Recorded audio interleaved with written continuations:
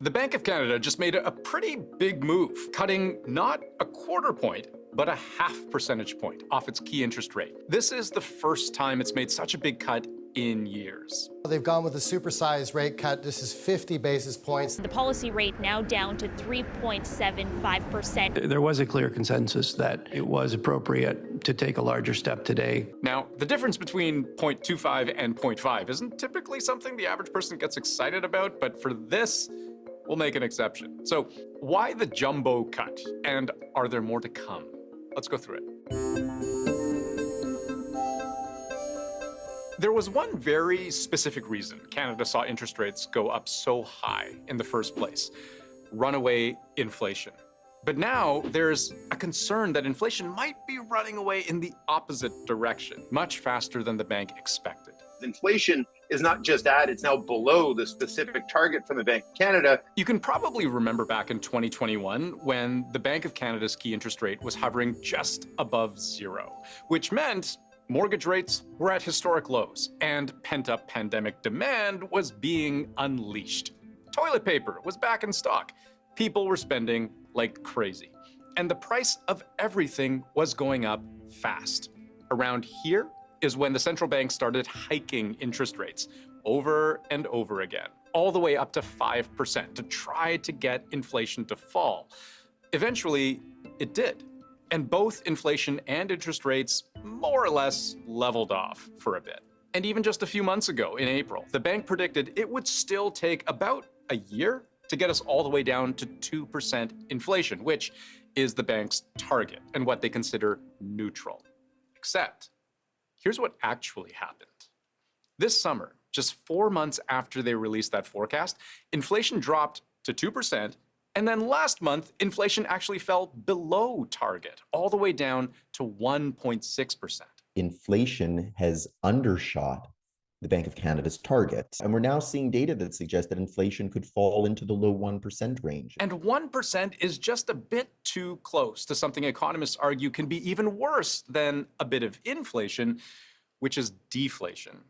Deflation essentially just means that instead of things getting more expensive, they actually get cheaper, which kind of sounds awesome, until an economist shakes some sense into you. Given a choice between 2% deflation and 2% inflation, 2% inflation should win every time. Deflation is very dangerous for an economy. Because just imagine, you're in the market for a brand new flat screen TV.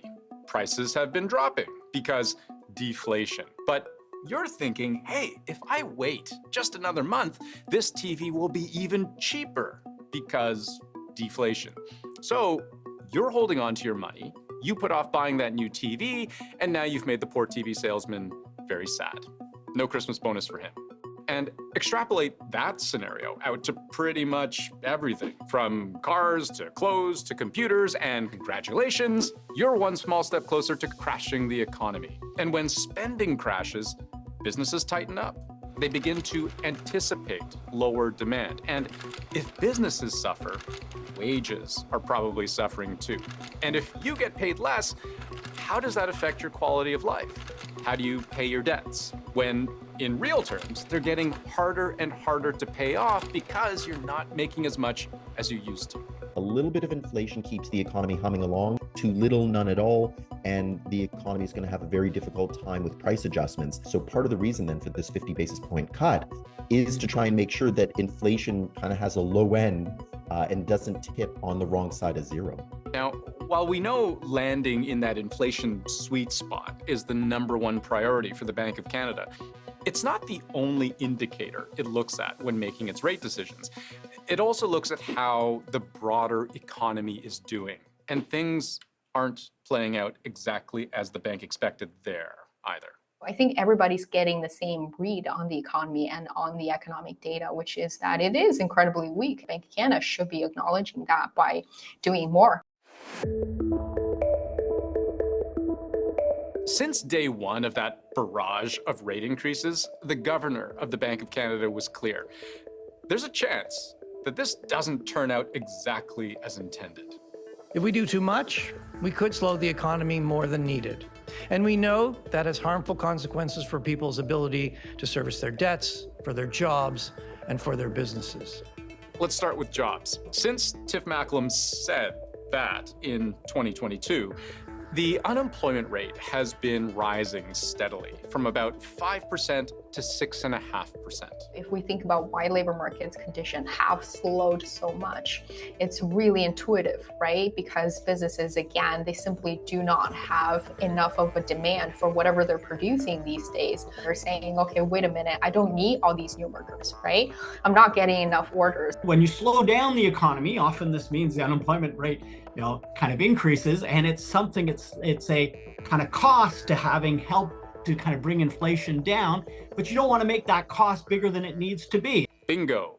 You don't want to make that cost bigger than it needs to be. That's the concern now that inflation is under control, that any more pain to the economy, to workers, to households is bad and unnecessary. And according to a recent report by RBC, even after 3 rate cuts in 4 months, they're expecting that unemployment rate to keep climbing to 7% by early 2025.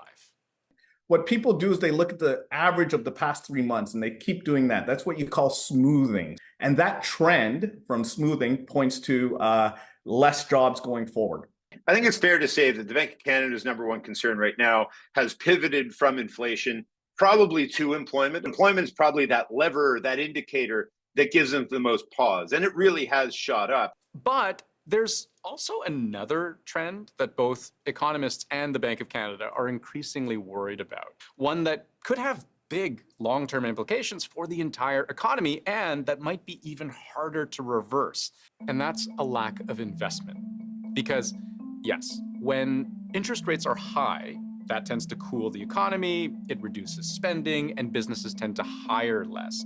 But they also tend to invest less in their own growth. Just think about it. When a company is deciding whether to buy new equipment or build a new factory or design a new condo, they do the math. They make projections for how much revenue they expect to come in minus all the costs. If the project is profitable, they go ahead. If it's not, they don't. So it's not exactly a surprise that a lot of projects have been put on hold over the past year or so, and so far there isn't much sign that this trend is reversing.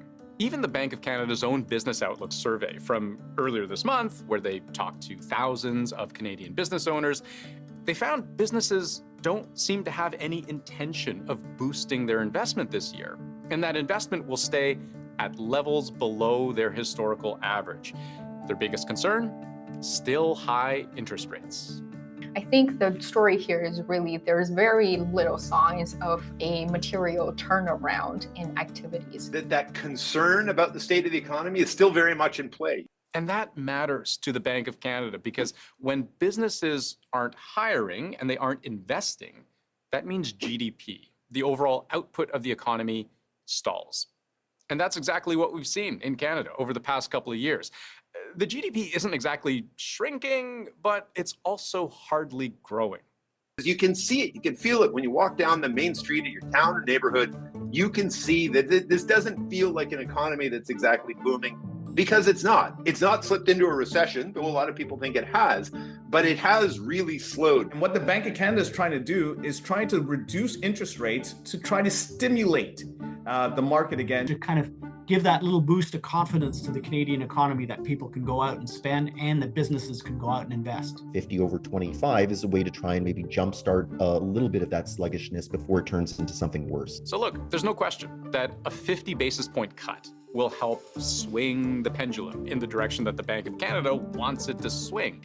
Lower rates equals more economic stimulus equals everybody gets a little bit of hop in their step. But if there's any lesson to be learned here, it's that once a train starts moving in one direction, it's not always easy to turn it around. It's very easy to overcorrect in both directions, which makes all of the bank's decisions very tricky and always worth talking about.